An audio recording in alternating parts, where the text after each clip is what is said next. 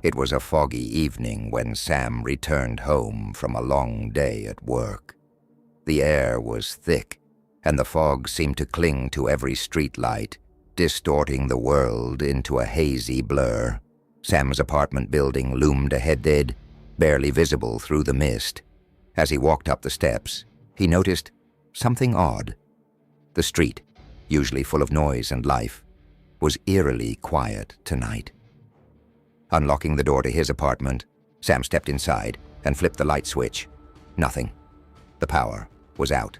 A cold shiver ran down his spine as the realization set in that he was plunged into darkness. The faint glow of his phone's flashlight became his only source of comfort.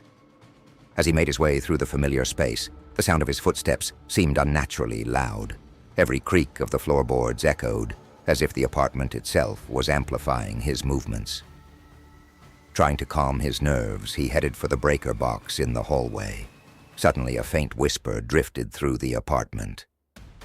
"Sam." He froze. His breath caught in his throat. The voice was barely audible, almost as if it was carried by the fog itself. He spun around, pointing his flashlight toward the source, but there was nothing, just the empty apartment. "Sam, come closer." The whisper was louder now, more distinct. It was coming from the far corner of the room where the shadows were deepest. His heart pounded in his chest, but curiosity and fear fought for control. Against his better judgment, he took a step forward. As he approached the corner, the air grew colder, and the whispering intensified. "Sam, you're not alone." The flashlight flickered, and for a brief moment, Sam saw a figure standing just at the edge of the light, its face hidden in the shadows. His heart raced as he stumbled backward, dropping the flashlight. The room was plunged into darkness once again, and now the whispering was all around him, circling like a predator. "Sam, it's too late to leave." Frantically, he fumbled for his phone, but the whispering was growing louder, more insistent. The shadows seemed to move, closing in on him, and the room felt smaller, suffocating. Suddenly, the door to his apartment slammed shut with a deafening thud, shaking the walls around him. Sam's heart leapt into his throat, and his hands shook uncontrollably as he reached for the doorknob, desperate to escape. But it wouldn't budge, as if something or someone was holding it shut from the other side. The whispering grew into a chorus, a cacophony of voices blending together, calling his name in unison.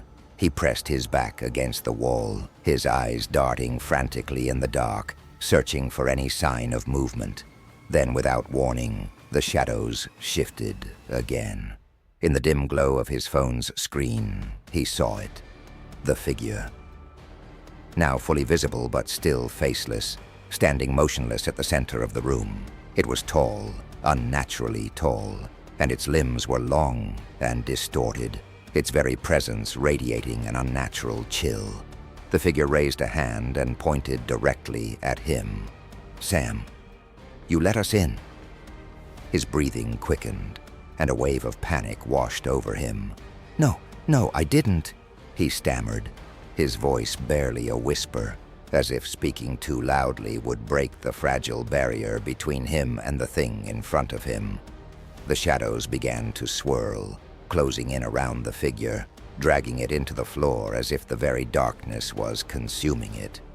But just before it disappeared, the whisper came one last time, quieter but far more chilling. "We'll always be here, Sam. Waiting."